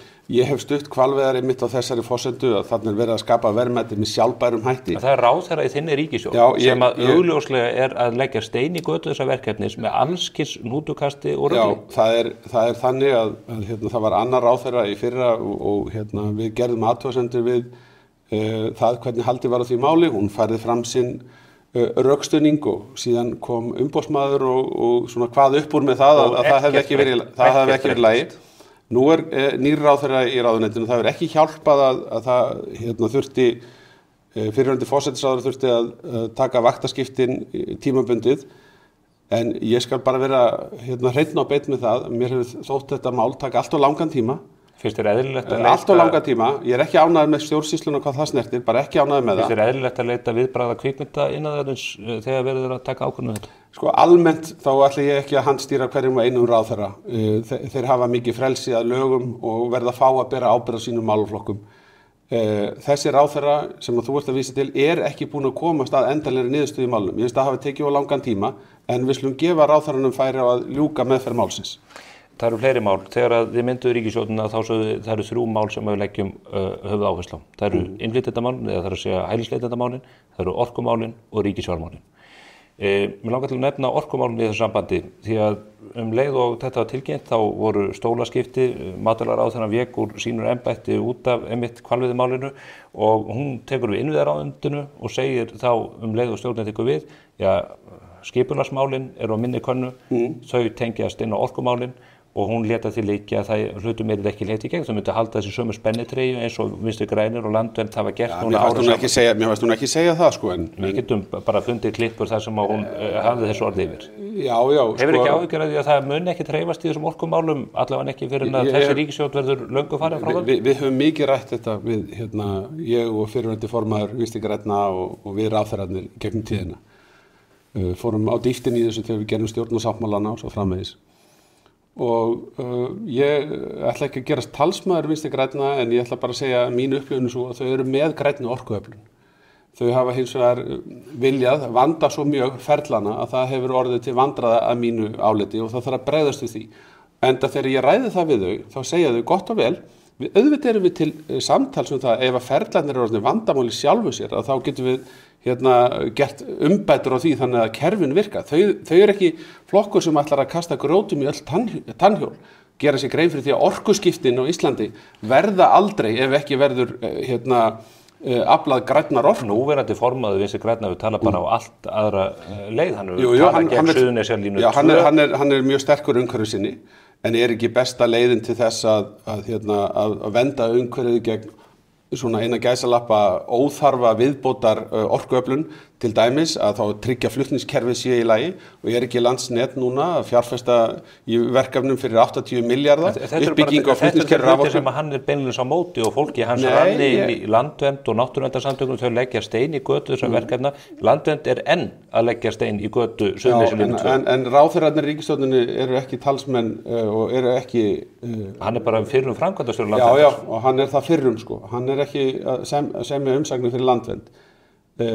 Það er ekki ágreiningur í ríkisstjórninni að við ætlum að afla frekari orku. Það er búið að segja hvaða kostir eigi að vera í nýtingaflokki. Það er rétt hjá þér að við viljum ganga mislangt í því að smíða kerfi utan það hvernig við komumst að niðurstöðu endanlega orkuöflun og þau eru skeptískur flokkur á að ganga frekar á íslenska náttúru. En ég segi líka Sjálfstæðisflokkurinn vill ekkert fórna náttúrunni endalaust í þágu orkufreks iðnaðar eða eitthvað slíks. Lífsgæða. Ekki, ég sagði að við viljum ekki fórna náttúrunni endalaust í það að byggja hér upp frekari orkufrekan iðnað. Það þarf að vera jafnvægi. En okkar skoðun er svo að það sé alveg heilt hlaðborða tækifærum til þess að auka lífsgæðin með því að nýta þá kosti sem við erum búin að skoða og eru komnir í nýtingaflokkin og við getum ekki búið við kerfi þar sem að við erum mörg ár að greiða úr því hvað megi nota og ekki nota og síðan takjum við nýtt kerfi til margra ára til þess að láta það síðan raungerast. Þannig að þú ert í raun og verið að halda þig fram, Bjarni, að það sé vegna vandvirkni sjónarmiða sem Vinstri grænir standi í vegi fyrir frekar orku. Já, ég hef lýst því þannig. Þessu trúir nokkur einasti maður. Sko, þau bara eru talsmenn þess að öll sjónarmið komist að vilja hafa langa kærufresti og svo framvegis. Mér finnst það verið gengið of langt í því. Ég er ekki mættur hingað til þess að gerast talsmaður Vinstri grænna. Ég er bara að deila því með þér. Það sé langt í því. Já, ég er bara að deila því með þér. Við höfum rætt þetta ítrekað og ég veit að þau eru talsmenn þess að við nýtum græna orkukosti í landinu þó að þau á köflum vilji ganga býsna langt í að vanda ferlið að þeirri niðurstöðu. Annað ákvæðingismál af svipuðum toga. Og við munum ná árangri í að gera kerfin okkar skilvirkari, meðal annars stofnanakerfin sem eru núna á þessu þingi og við ætlum að halda áfram bæði að styrkja flutningskerfið eins og Landsnet er að gera með 80 milljarða fjárfestingu núna og Landsvirkjun er með á prjónunum virkjanaáform sem að verða að ganga eftir og svo eru ónýttu tækifærin í vindorkunni og öðru slíku sem við erum að ræða í þinginu og þurfum að skapa ramma utan það hvernig vindorka verður nýtt. En annað mál það sem að þessi ágreiningur kemur augljóslega fram. Nú er dómsmálaráðherra að boða lögreglulög sem að veiti lögreglunni aukna valdheimildir og eftirlitsheimildir gagnvart skipulagðri brotastarfsemi sem að lögreglan segir að vaði hér uppi og við sjáum það þetta gerast í nágrannalöndunum okkar og allt í kring. Nú hefur eins og þingmaður Vinstri grænna Jódís Skúladóttir lýst yfir miklum efasemdum það í þinginu að lögreglan sé bær til þess að fara með þær valdheimildir sem hún nú þegar hefur, vísa þann í nýlegan dóm, síðan þessa framgöngu lögreglunar gagnvart Palestínu mótmælentunum. Þið ekkert að fara að ná þessum lögum í gegn eða það hvernig Vinstri grænir tala og hver afstæða þeirra til löggæslumáluna hefur verið? Já, það samtal enn inn í þingnefndinni með hvaða hætti frumvarpi getur, það getur mótast meirihluti fyrir þingmálinu. Þegar að menn tala mikilvægi þess að vernda borgarana fyrir stjórnvöldum, fyrir því að vera undir eftirliti eða annað slíkt, þá Sjálfstæðisflokkurinn að hlusta. Við erum frelsishyggjandi flokkur, við viljum verja einstaklingsfrelsið en við viljum líka lög og reglu og ef að það uppi sjónarmið það að menn hafi áhyggjur af því að það sé gengi of nærri einstaklingsfrelsinu þá erum við alveg að hlusta. Ég held hins vegar að þetta frumvarp sé miklu mikilvægara heldur en almenningur gerir sér grein fyrir og þó að það megi alveg ræða nákvæma útfærslu. Ég hef ennþá vonið til þess að það klárist. Við skulum sjá, það hefur ekki tekist hingað til. Af hverju þetta mikilvægara heldur en ég ætla ekki koma aðeins inn á það. Það vegna þess að ég held að það sé orðið tímabært að við tökum miklu opnari umræðu það sem að gerast í undirheimum Íslands, það sem að gerast á landamærunum og þau verkefni sem að almenna lögreglan og rannsóknarlögreglan á Íslandi að fást við. Og við þurfum að finna betri farveg til þess að taka það samtal, til dæmis með því að ráðherrann gæti árlega komið og gert þinginu grein fyrir því í skýrslugjöf. Við ættum oftar að taka opna fundi inn í nefndum Alþingis og það ég tala opna fundi, þá ég tala það sem að fjölmiðlar geta fengið að fylgjast með og almenningur í beinni útsendingu. Þar sem að við ræðum bara af heiðarleika það, hvað að birtast okkur á götum Reykjavíkur? Hvað að birtast okkur á landamærunum? Það alvarlegir hlutir? Það eru alvarlegir hlutir og það bara sýnishorn af því sem að aðrar þjóðir hafa verið að glíma við. Allt sem að gerast í Skandinavíu getur gerst hér. Allt sem að getur gerst í Bretlandi getur gerst hér. Og við erum að fá þetta inn í smærri skömmtum af því við erum fámennari þjóð og dálítið afskekt. En við erum að fá þetta allt saman og menn ekki að lifa í einhverju blekkingu það að með því að íslenska lögreglan sé bara með trékylfur en engar skambissur, að þá höfum við forðað okkur frá því að vera útsett fyrir ofbeldi og græðgi glæpasamtaka. Þvert á móti. Það eru til hér glæpasamtök sem eru í fíkniefnaheiminum sem að ætla sér að ná yfirburðastöðu á öllum Norðurlöndunum og þau eru að slást meðal annars völdin á Íslandi. Þetta birtist okkur með margvíslegum hætti og við erum alltaf gjörn á að loka upplýsingar raunstöðuna inn í stofnunum stjórnkerfisins. Ég vil taka miklu opnari umræðu þetta. Þingmennirnir hafa þessar upplýsingar innan úr þingnefndunum og samt talar Jódís Skúladóttir svona og fleiri þingmenn og láta eins og allt sé í lukkuna velstandi. Þau vilja ekki fjölga lögreglumönnum, þau vilja bara fjölga listamannalaunum og... Já, ég vil taka, ég segi bara, Alþingi lýðræðisvettvangur. Þessi sjónarmið alveg rétt á sér. Menn mega halda þessu fram að það sé of langt gengið. Þetta fólki sem þú stólar á stuðningin frá. Ég býtu við. Ég hins vegar þeirra skoðunar að lögreglan þurfi frekari valdheimildir. Við þurfum að sýna þolinmæði til þess að komast að niðurstöðu í þessu og ég vonast til þess að lögreglulögin í þeim búningi sem þau voru lögð fyrir þingið eða með einhverjum breytingu sem sátt getur tekist verði afgreitt. Ég tel að sé mikilvægt en ég tel að sé ekki síður mikilvægt að almenningur í Íslandi, kjósendur, séu upplýstir þau verkefni sem lögreglan að fást við vegna þess að það okkar skylda að verja fólk gegn þróun sem að okkur stafar ógn af og þess vegna ég að nefna þetta í því samhengi að það dugar ekki að þingmennin í lokuðum nefndarherbyggjum fái góðar upplýsingar mikilvægi einstakra mála. Þingmennirnir verða að finna fyrir því að það ætlast til þess í ljósi þeirra upplýsingar sem eru almenningi opinberar að það sé gripið til aðgerða og þá breytist samtalið. Og þá kemur frumvarp ráðherra eins og í þessu tilviki í einhverju eðlilegu samhengi við þjóðfélagsumræðuna en ekki að koma innan úr tómarómi embættismannakerfisins. við erum runnir út á tíma eins og gerist þegar margt undir, en nú þingið á loka metrunum. Stefnan hefur verið svo að klára þetta 14. júní og menn farin í 17. júní og hæ-hó-jippi-jé og svo farið því í sumarleyfi inn í október, þar með skelfilega langt og gott sumarfrí. Náið að klára þingið 14. júní og þá spyr ég líka út frá erindi ríkisstjórnarinnar því að þið hafið talað skýrt það að núna þurfið þið að sýna á spilin og að þið munið ná árangur í þessum málum, varðað ríkisfjármálin, orkuöflunina, hælisleitendamálin, það lagarættismálin, það hvalveiðimálin, allt þetta.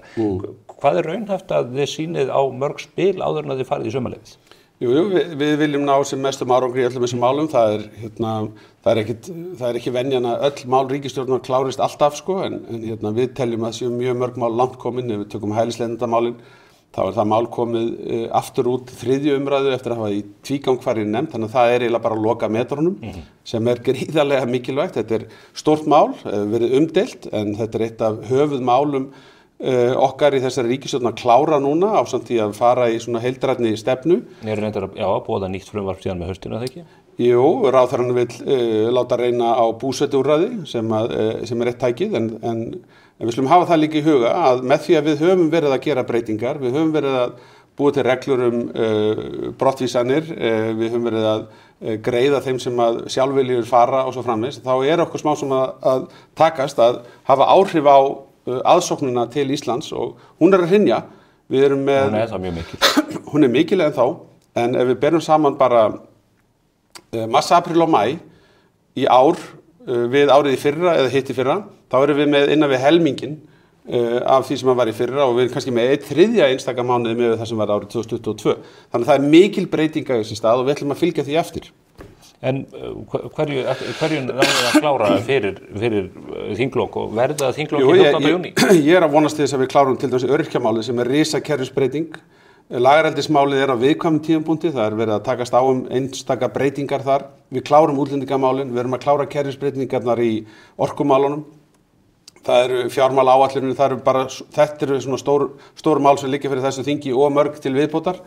En ég bara ágætlega bjartsýnn á þetta þing fari ágætlega. Þið eru ekki að fara að skella í lás eins og í fyrra sumar þegar þið öllum að óvörum komið ykkur ekki saman innan stjórnarliðsins einu sinni það hvernig þetta kláraði þetta? Nei, það var ekki góður endir á þeim þingvetri. Það fór mikil vinna forgörðum og það var veikleikamerki fyrir stjórnina. Ég segi bara við ætlum að gera betur núna. Við munum ná árangri í þessum málum, við erum komið það langt. Og ég veit ekki hvort að þingi klára nákvæmlega samkvæmt starfsáætlun, það skiptir mig engu máli þó að þingi þurfa að starfa viku eða 10 dögum eða þess vegna hálfum mánuði lengur. Skiptir bara engu máli í stóra samhengi hlutana, við ætlum bara að klára þessi mál, við getum klárað þau, við erum með sterka meirihluta, það vindur í fangið, þú nefnir skoðanakannanir og annað, það er þannig, svona bara, það ekkert auðvelt að vera í stjórnmálum, en við ætlum bara að skila árangri. Já, verður veitu hvalur í sumar? Ég á erfitt með að veðja á það en ég hef ekkert séð ennþá sem gefur til annars heldur en að gefa út leyfið. Takk fyrir komuna Bjarni og gangi ykkur vel á síðustu metrum þessa þingvetrar. Takk. Þá ekki meira á vettvangi spursmála þessa vikuna. Þetta var maraþonþáttur enda margt að fara yfir eins og ég kom inn á hér áðan. En við sjáum ykkur hér að vikuliðinu og þá verður vonandi hér í sætinu hjá mér. Dagur B. Eggertsson, formaður borgarráðs. Sjáumst heil.